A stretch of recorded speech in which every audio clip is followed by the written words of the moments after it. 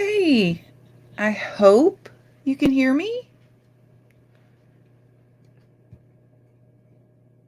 This is totally new setup for me. I am not used to this. And I don't have the normal stuff in front of me to let me know. Awesome. Thank you. The hubs confirmed you can hear me. Awesome. So we decided to go live. Let me see if I can get the background up here. I'm not sure if I can do that. Oh, here we go. There.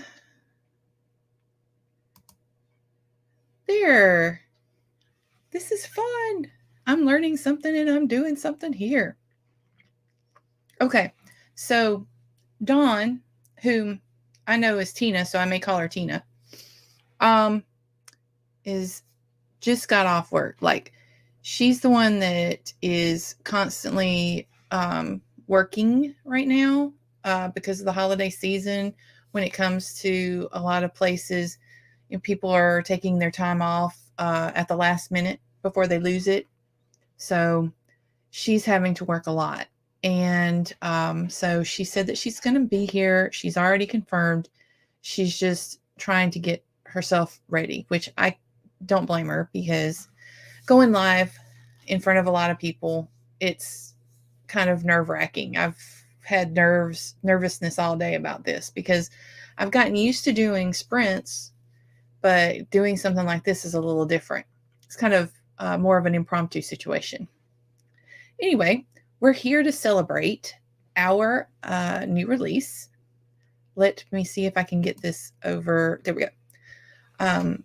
Which is Pacts and Portals, Book 2 of the Dragon Tasker series. Very excited about it.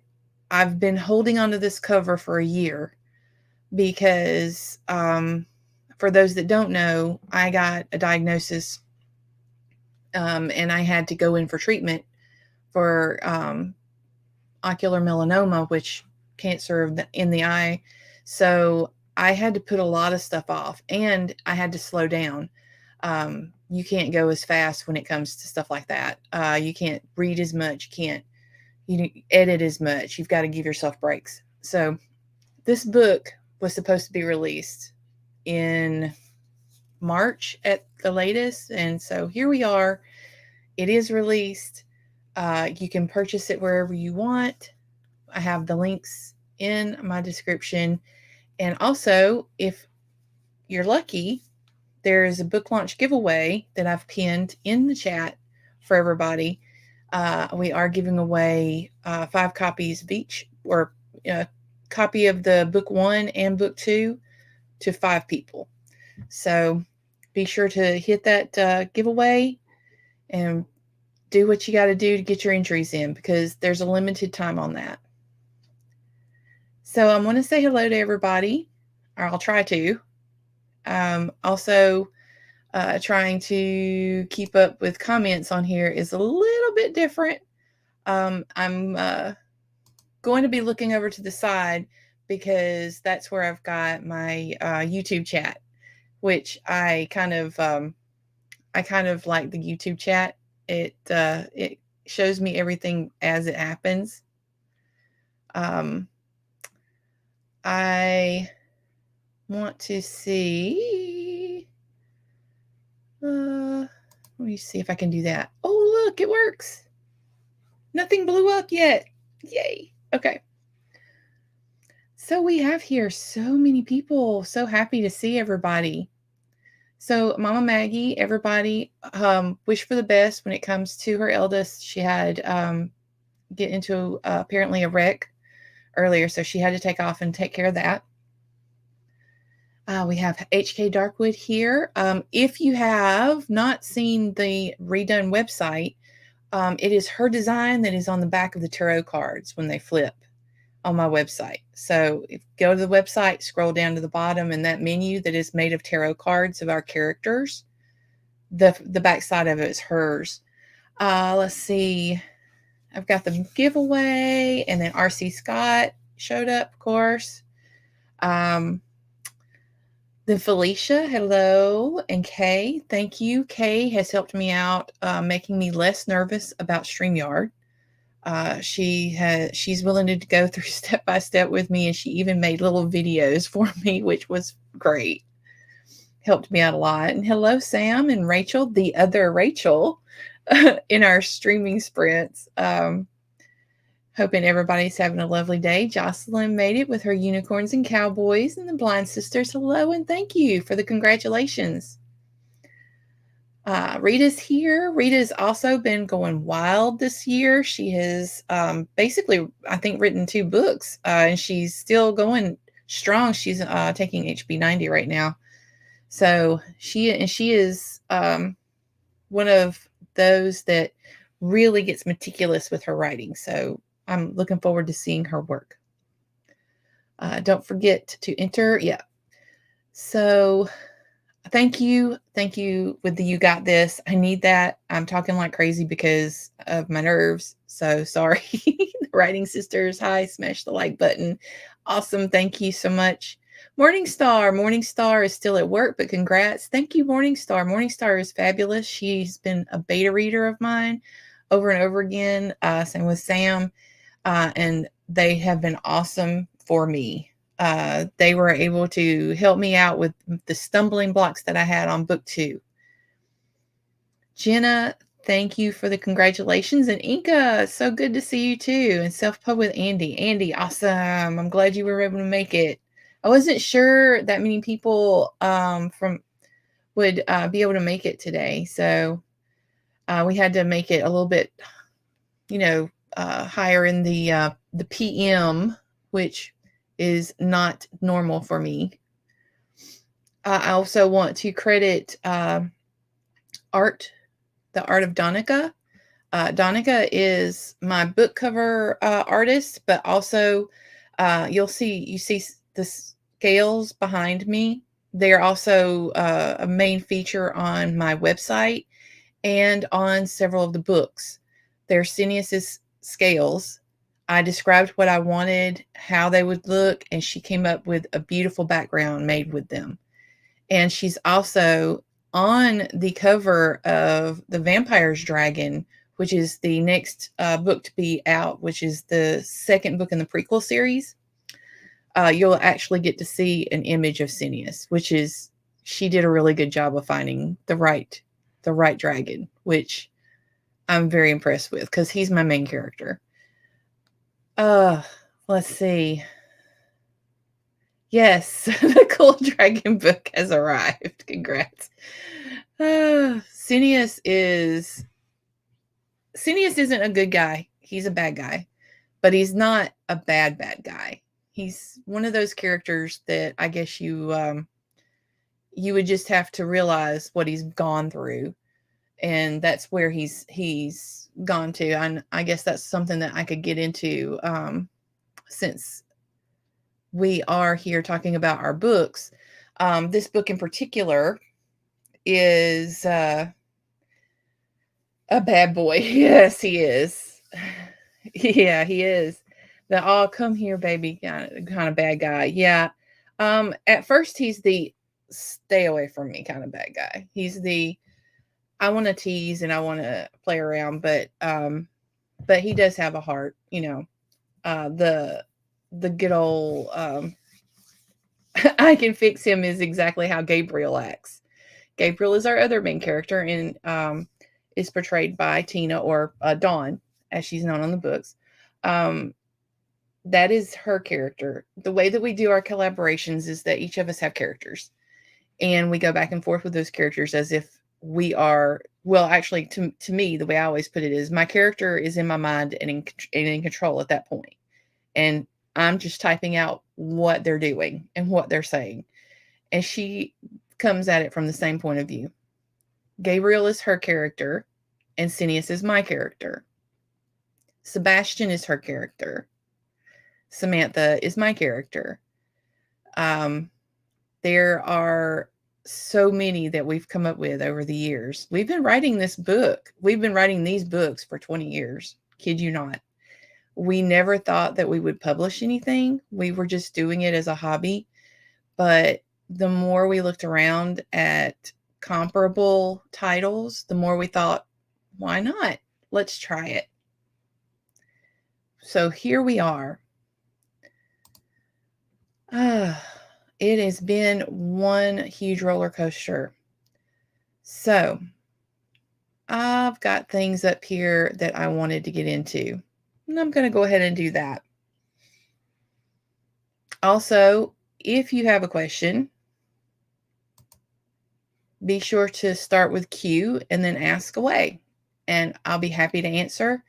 If we can get my co-author on here, then I'm sure she'll be happy to answer too.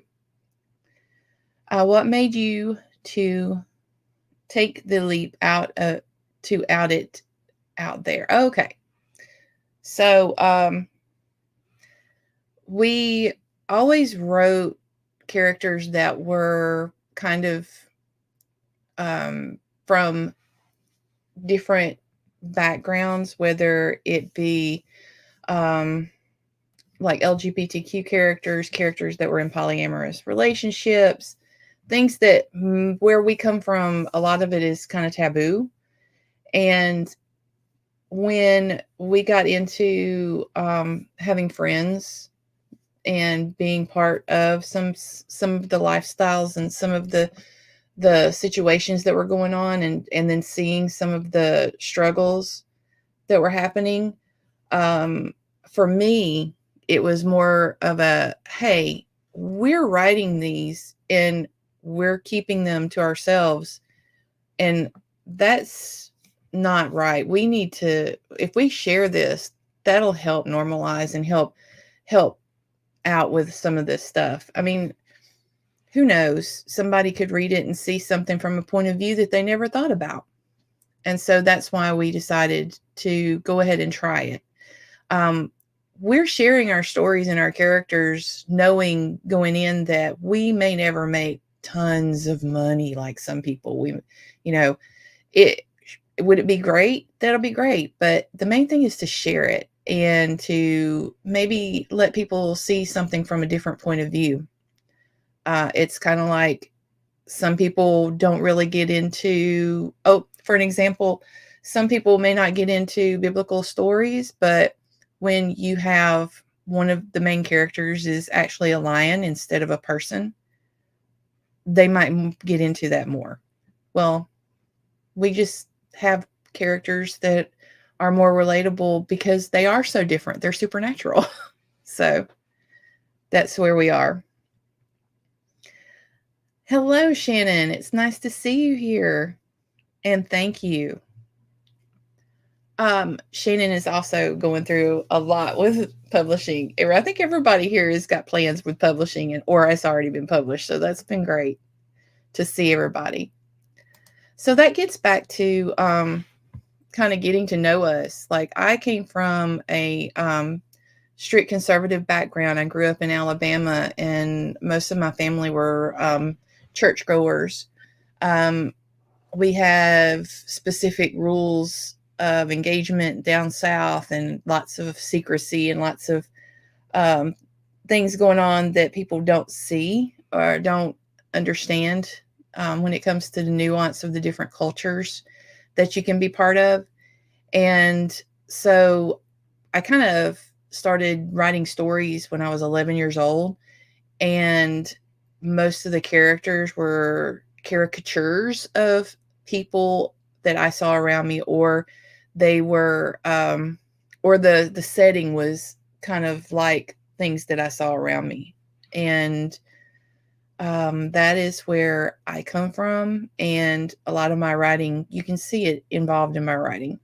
Also, in my older years, as I put it, my middle range years, I guess after I turned 36-ish, and the hubs can correct me if I'm wrong, I think it was around age 36, 37, I started getting to where I lost my give a damn when it came to what people thought about me, when it came to where I was from and my family, and, the preacher and et cetera and so forth. So I started writing more about the things that they would consider taboo, and I've enjoyed it. I really enjoyed it. So it's kind of a rebellion thing for me too. Hey, this is reality. This is somebody's reality. Even though I'm writing fantasy, this is reality. And I don't think that anybody should be forced to not see that. So that's where I come from when it comes to that kind of thing. Even though I'm writing about the struggles of life growing up in the conservative culture of the lichen packs, um, it's still kind of a mirror to our own world. What the struggles that Gabriel goes through on trying to decide whether or not he should come out or whether he should stay who everybody perceives him to be. And Sineas's need to protect everybody by pushing everybody away. It's another thing that you see a lot of times in reality, and it's played out in our fantasy books and our stories. Let's see, where do we get to?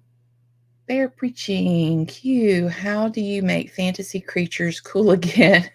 Imagining werewolf Jesus. Actually, write that down. Write that down. That's a good idea. Yeah. Werewolf Jesus instead of lion Jesus, huh? Okay, so back to how do you make fantasy creatures cool again? Make them relatable, for one thing. I understand that we've got certain archetypes and things, and we've also got certain ways of viewing characters. I grew up with Tolkien, having elves a certain way, and also seeing them maybe as aloof, but also the good guys of most of the stories that I read. But in our books, they are not the good guys. So there's that. And I see somebody's trying to figure out the camera. Are you ready?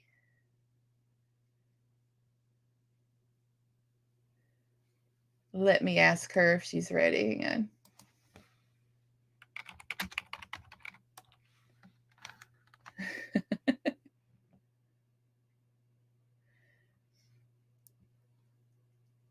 Okay, so anyway, also just trying different things on. We don't kind of stick to one culture. We always have outliers in each one of the cultures too. Like you have that conservative culture for the lichens, but you also have the ones that stand out that are like, hey, I'm not like that. Get that away from me. Oh, you've got to be mated to somebody and that's it. It's got to be lichen. No, maybe I'm not like that. Maybe I don't need that.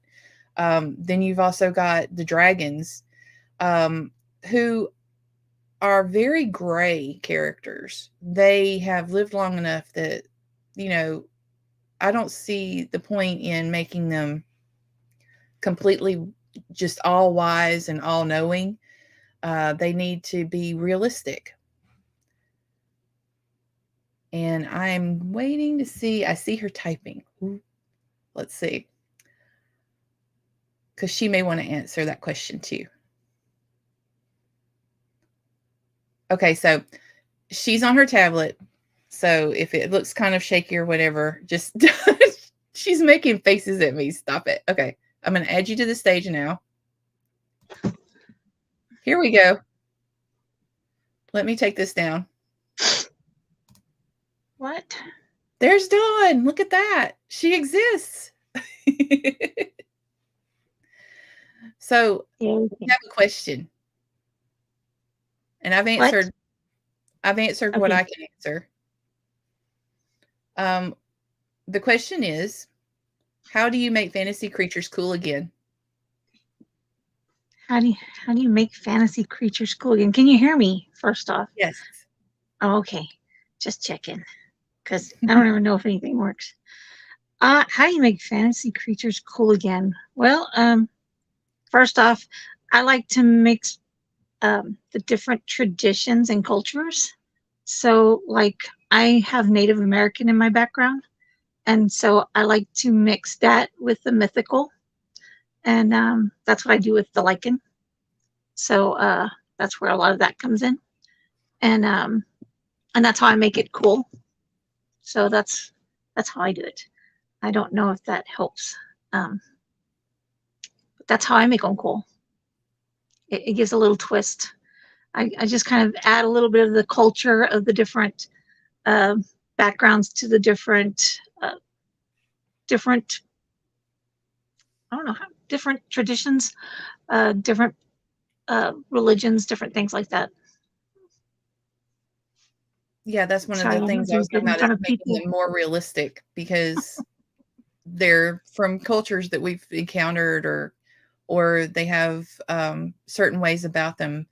I people watch a lot, and so a lot of times I'll people watch and I'll take notes, both mentally and actually take notes of, hey, this might be something that we could use for this particular character. Um, so that helps out with to me, it makes them more relatable. Next question is, what books do you think is similar to yours? Books, similar. I got um, as an author wise, shapeshifter wise, like Sherilyn Kenyon. I like a lot of her work. She does a lot that I kind of see a lot of her stuff kind of does our stuff. So uh, she does a lot of the different shifting between the different, like she does the Dreamwalker. She does the different realms as far as she has uh, the different mythologies. She has Greek, she has Atlantean, all those different bases where we kind of have the different worlds. She has the different god bases. So it's kind of neat. I guess for me it was a mixture. I liked, like, we actually started writing this before I had even read anything by Laurel K. Hamilton. But I was told that when somebody read our stuff on groups, that it sounded like stuff by Laurel K. Hamilton. So I looked into the Anita Blake series, and I was like, oh, well, okay, yeah, I could see that. Um, I got most of my head hopping, which is not a good thing, but going from one character to another and having multiple characters, from fantasy. I read R.A. Salvatore, his Dark Elf trilogy, and then further on, he's got tons of books now. And I also read Anne Rice and Christopher Golden, and they're more known for vampires and witches. So you can see there's always been a relation to supernatural or fantasy for me, but the style, wherein you have a different point of view shown in different chapters, and then you have an overarching plot that's going on that you have to figure out, and it may take multiple books to figure that out. But in the meantime, you're also getting these little stories of each different character. So any kind of book that's set up like that, those authors that I mentioned are the ones that come to mind most for me. And I like Diana Gabon. Hers was the one for me, and I've always been a historical person, so I like any of the historical romances and all that. But that and like you, but D&D, anything that was D&D, anything Yeah. fantasy, so and thrillers, so anything gothic. So I was both a of us do gothic person. tabletop too. So Yes, I'm very gothic. Mhm. I'm into all the gothic stuff. So. Whereas I'm the one that's going to be wearing pink. Yeah, I'll wear black and pink both. So you would be pink minus the darker colors. So. Sam is like, the South makes sure the give a damn disappears pretty early. And then no wonder I like your werewolf so much. Sam Wicker, she's actually one of our beta readers. She's an author and she does a lot when it comes to Native American. She loves that cultures, the different cultures there. So that's the reason. Ash, another kind of badass. Well, that you kind of want to go, oh, come here. Yeah. So James says, "Hey there, Tina. Nice to see you." Because I don't think he's seen you in a while. Hello. Dark Elf Boy, yes, one of my favorites. Any of the Dark Elf books. I've actually answered somebody's question the other day about what is a book or a part of a book that really changed your point of view when it came to characters or when you're writing characters and stuff, and that was actually from one of those books where one of the main archmage, I don't want to go into too much detail, but the main archmage made a comment about how if evil didn't exist, a lot of the stuff we have wouldn't exist because it takes somebody to be evil and be willing to do it to get the advancements that we have. Mhm. And I was just like, whoa, that's just a huge hit for me. So that's the reason I like writing the bad boys too. I don't write just regular heroes all the time. I'm just a bad boy kind of person. You write great bad boys. Sebastian's one of my Oh, favorites. thanks. Sebastian, we're going to get into a lot more in the next coming. Well, let's see, one, two, like he gets center stage for book 4, Hmm. and I then think it's also book 2 on the prequel series. Mhm. He's He's one of my gonna. favorites. I'm glad he's one of your favorite because you're going to be doing a lot with him. He's one of my favorites.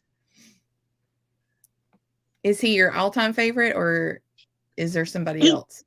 no, I have to say he is one of my. He is like my all-time favorite. I really like writing him. So Yeah, Cineas has always been my all-time favorite, I have to say, but Lagros has grown on me in the past few years, but I think and it's because I get to do anything I want with him. So yeah, he doesn't have as much of a moral compass as everybody else does. no, That's for sure. he really doesn't have a moral compass at all. He has to borrow them from people around him. Yeah, pretty much. Yep. Question: has Southern American culture inspired any of the themes in your story? Oh yeah, yes. And you'll Um, see it more later on. I don't think you see it right now as much as later on. Uh, this earlier stuff, not so much.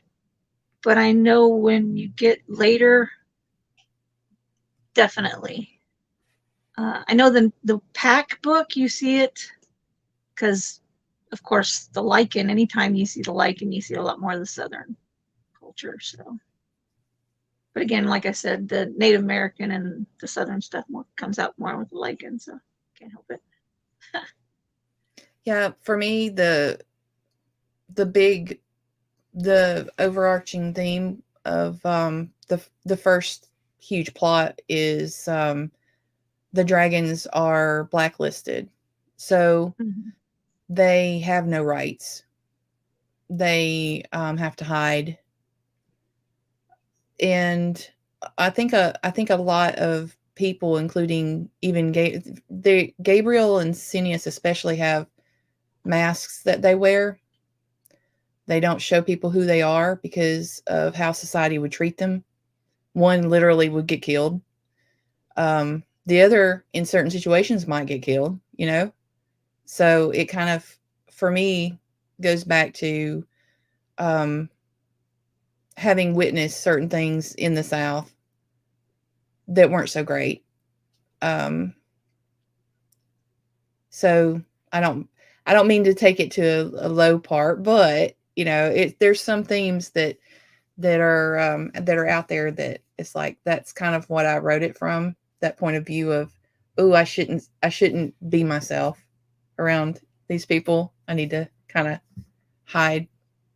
So that was part of it. And also I agree it's going to be a little bit more pronounced later on, wherein you have people that will help you no matter what, but at the same time, um, they're bound by a certain set of rules that maybe they don't like, but it's there. Also, a very big theme when it comes to the South, those unwritten rules. Yeah, unfortunately, we have a lot of those down in the South. So,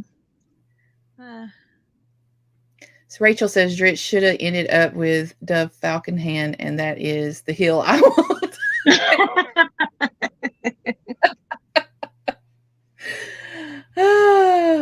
I kind of have like to James catch up. Jordan. I have to catch up on that. I honestly like Jarlaxle better, but I mean, he's a Dritz is chaotic good, um, and I'm more into the neutral ones. So there's that. I'm I gonna plead love the I fifth love a on that. Jarlaxle. I love a Jarlaxle situation. Those are fabulous. Hasn't let me down yet. Okay, so let's see. What do we want to do now? Are you up for reading that excerpt? Me? Oh, Yeah. you want? You're on a I have to. tablet though. You may not be able to do that. Well, I have my phone on the other side. I have my phone and my tablet. I'm a multitasker. You forget. I'm on the computer all day long. So between my phone and my computer, I'm on one or the other all day long. So let me see. If you'll bear with me a moment. I apologize. I've been at this all day. Uh, I told him, I was like, this is that time of year, man. I don't get to see you very often this time of year. no, unfortunately, I'm a recluse, so y'all have to pardon me. I don't have much of a voice to begin with, but I'm definitely this time of year a hermit. So, uh, it's the one you sent me, right? Yeah. Okay. Well, it's kind of lagging. Uh-oh.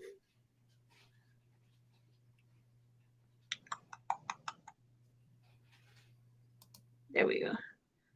You want me to read the whole one you sent me? I was going to read the black part, which is Cineas, and you can read Gabriel's. Sure. I tried to make them different colors, but I don't know if it's showing up the same for you. I think yours shows up as white on my side, and mine shows up as green. But that's all right. It works for Yeah. me. Okay.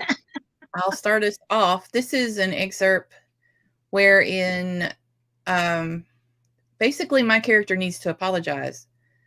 My character, Cineas, doesn't apologize very well. Never has. So, okay. What do you want to know? Get me on a path, and I'll do my best to explain everything I can. I want to know anything you'll share with me, Sen, but somehow I'm not sure you're capable of opening up. You and I are both used to our masks. Taking them off, not so much. I lie to other people to make them think I'm just human, but you know who I am. I've not actually hidden any of it since the night we visited the twins. I didn't know about your mate or son. It may be old history to you, but it's obviously relevant to me. Gabriel couldn't help but be upset when he was the last to know. I didn't know your past with Counselor Evansworth until he became part of the Doppelganger investigation. Lifting his free hand, Gabriel rubbed the bridge of his nose. So many years, what we've at the very least known one another, but I never really knew, did I? He wasn't sure how he was feeling about this, though he was trying to give Cineas this chance. Honestly, for years the redhead had been a fantasy who was just out of reach or off limits. Now this fantasy was becoming reality. Gabriel found his inner voice questioning his sanity. I don't make a habit of broadcasting my personal life. The last time I did, it got me into trouble and nearly got Sebastian killed. So it's not second nature to share anything about any relationship, past or present. Damn it. Up until this moment, Gabriel remained in control of himself. It was becoming difficult to do with each new thing the dragon brought up. He was being so nonchalant. You have no idea how it feels to find out everything you were so sure you knew is nothing but a cover. I'm not asking for everything.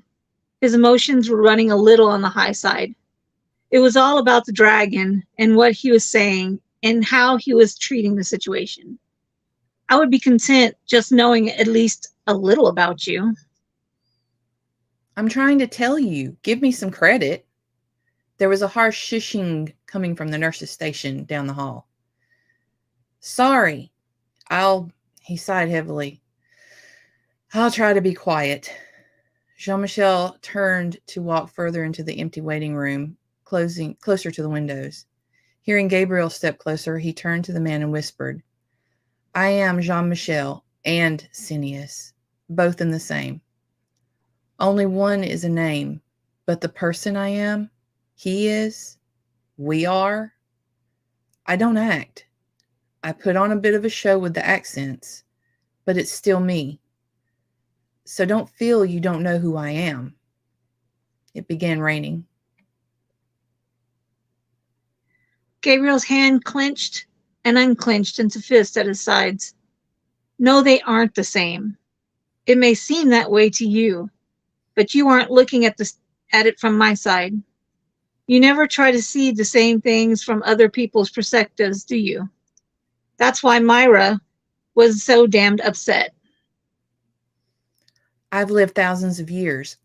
I've seen my loved ones killed to the brink of extinction. I've turned to greedy, malicious men out of desperation. I've become a horror. I've lost my conscience.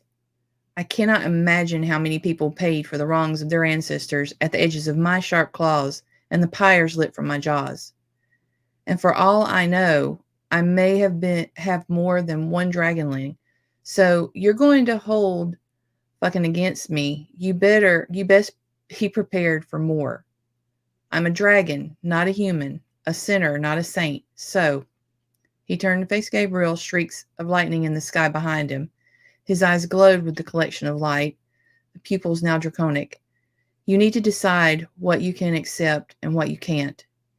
You claim a lot for someone so inexperienced. Forgive me if it takes time for my scarred soul to believe you. Did he just say more than one dragonling? Here he was, just now accepting the dragoness mate, one dragonling, and a former kindred who was now serving on the council with him. Reality was beginning to dawn on Gabriel, and it was nothing like the fantasy he had created in his mind. Straightening himself and adjusting his jacket to make himself presentable, once more, Gabriel let the dragon's words run through his head again.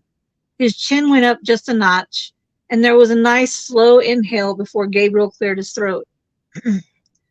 No, Lord Morias, or Mr. Rodine, whichever you prefer. This is where you need to decide what you can move past or give up, what you can share and what you can't. Excuses. You keep going on and on about the excuses you have for being so closed off. I may be inexperienced, but I've not lost my conscience, nor have I turned greedy or malicious. While I have had other lovers, I can honestly tell you I've never shared as much with any of them as I have with you. Shouldn't sharing mean something? And I haven't. I just offered.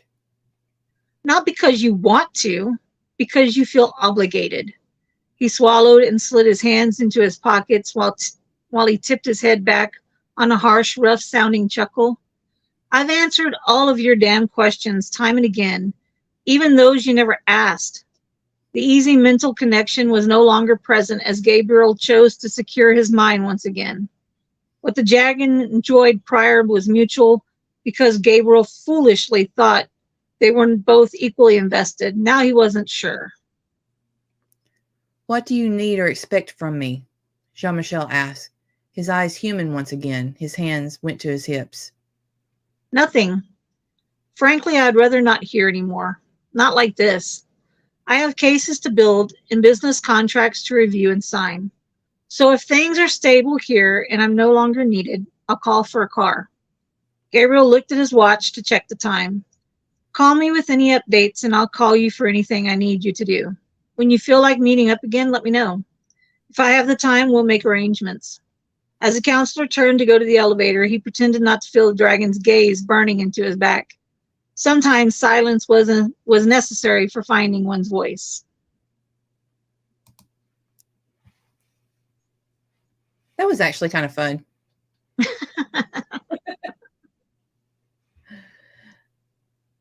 Sam says she loved that scene. Yeah, it was one that kind of, Sam said that she loved that scene.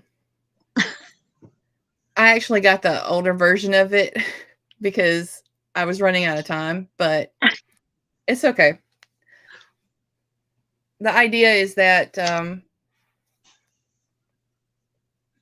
I don't know, it's kind of like Cineas always tries to play things off and act like everything is just fine, and he's nonchalant.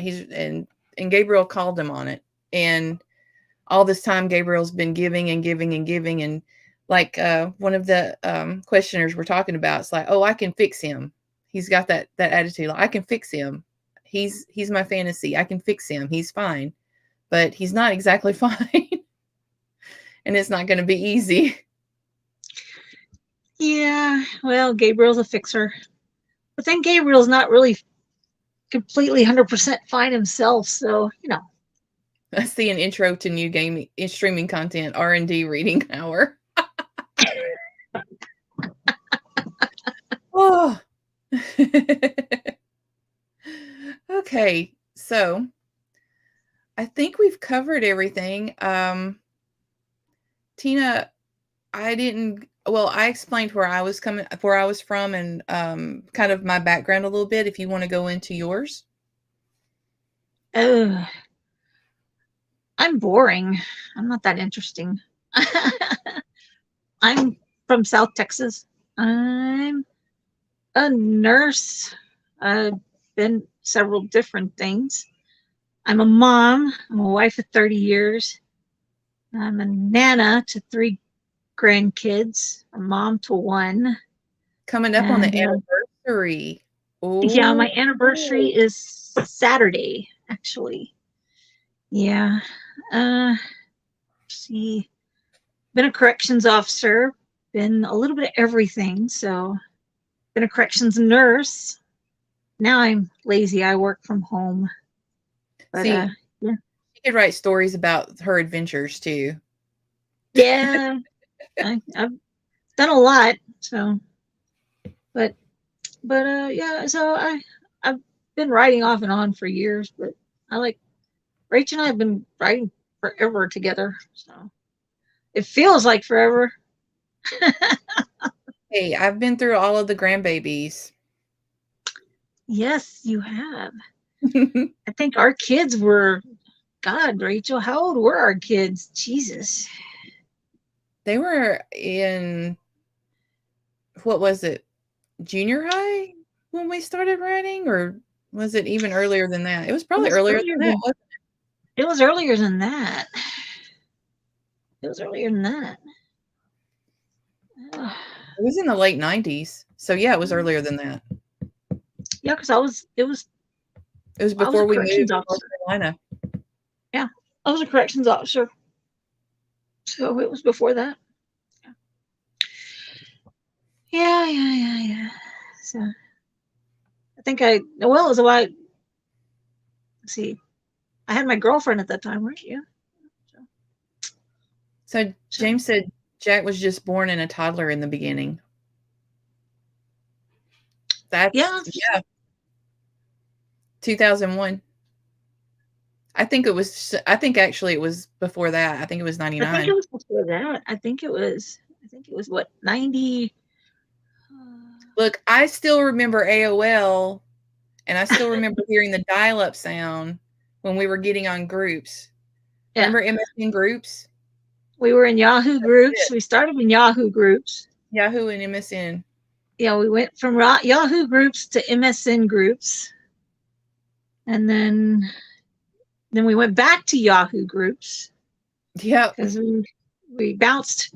We went because we were doing Yahoo groups, and then we went to MSN groups, and then we were doing Yahoo Messenger, and then Yahoo groups, and then they came out with the pads, which are now good docs. And then we were all sorts of pads. We were all different types of group pads and writing pads and email pads and yada yada. I think I still have 900,000 notepads in my email. Yeah, I've got a bunch of stuff saved in my email, things from the groups when we even did a sci-fi group at one time too. Like I still have some of that saved. I still have the ones from Yahoo. I still have a bunch of the ones from like our what is it? We got into Marvel too. Yeah, the X-Men one. Yeah. So, but I've got the ones where this actually started out. So. Mm-hmm. Oh yeah, I saved the Clandestine where I actually made Jean-Michel Rodin the first iteration. So that one was really long time ago. Texas, scrubs and tumbleweeds, Bears saying. And then Sam's like, some days I have nightmares of the dial-up sound. You can say that nowadays and people be like, huh? What's that? Yeah, well, but other than that, I mean, there's not much interesting to me. I'm a boring person. I like to hide in the shadows. I'm a recluse. Huh? I'm the promoter. There you go. Yeah, she's the talker, not me. But then when my social batteries wind down, I'm like, okay, it's time for a rest. I need to get away from everybody. Yeah. And then I go in mode for a while. Anyway, I am hoping that everybody has signed up for the giveaway. It's going to be up for a while. If you're seeing this on replay, thank you. The giveaway link is going to be in the description below, and so will all the other links to the new book, to the older book. And also remember, if you sign up for the newsletter and you haven't already, you get the prequel, the first prequel book, which takes place, like early 1800s but in the other world. So it kind of gives you the origin story. And if you like the pack stuff, that's where you want to go. Yeah. If you like werewolves, if you like the packs, the Lycan culture and everything, you need that book. It is available in paperback everywhere else, but you can get it for free as an ebook just for subscribing to the newsletter. Yeah, there you go. Anyway, this was kind of just something that I wanted to do as an official launch party to get us both on the same page and see everybody and thank them for their support so far. And we are working on the prequel number 2, The Vampire's Dragon. we are also working through book number 3 in this series, which is going to take a bit of an overhaul, but I think we're going to do it. I think it'll be at the end of next year, but I think we're going to do it. Which has to do with, are you going to give them a peek? Are you going to give them It's called Demons and Disaster. And it's going to really, really focus on the relationships and the cause of having our main villain here. And the main cause is a demon that gets introduced more and more into the story. You just don't realize how important he is to the story until book 2. Another one of my faves. Huh? I said, and he's another one of my faves. Mm-hmm. He's so nonchalant. He's like, I'm innocent. He's got a little halo on his head, held up by horns. It's fine. Right. He's a saint. Because aren't all demons? Yeah. Oh, yeah. They always come off like a saint. That's how they are, I think. Demon saunters in to mess things up with a toothy grin. Yes. That's right. I've always pictured him as a face claim. It's David Boreanaz from Angel, because you started calling him Angelus, and I was like, I love that. I always thought of him, and he does have that grin. He's got the grin. I didn't really think about that, to be honest. I've always pictured the one that I use for him. That's the one I've always pictured for him. So, yeah. Yeah. Now that you think about it, yeah, he kind of fits the bill, doesn't he? Really cocky. He's very self-assured. Yes. He has no doubts about himself. So, one of them has to have self-confidence. Dang it. Yes, and he's got it in droves. Definitely. He's got it in spades. All right, so I'm going to go ahead and end the stream. If you get a chance, please check out all the links, and I will be on for my author buddies tomorrow at 4 p.m. I will try my best. I'm really, really trying. It just depends on the time and the energy I've got to actually put more video stuff up. It's not that I don't enjoy doing it. It's just that it takes a lot out of you to do it. I won't be here. I'll be working. Just working. But thank everybody for coming. I appreciate it. Thank you for taking a look around. Don't forget to visit the website. Have a wonderful evening. Appreciate it. Thank everybody for coming out.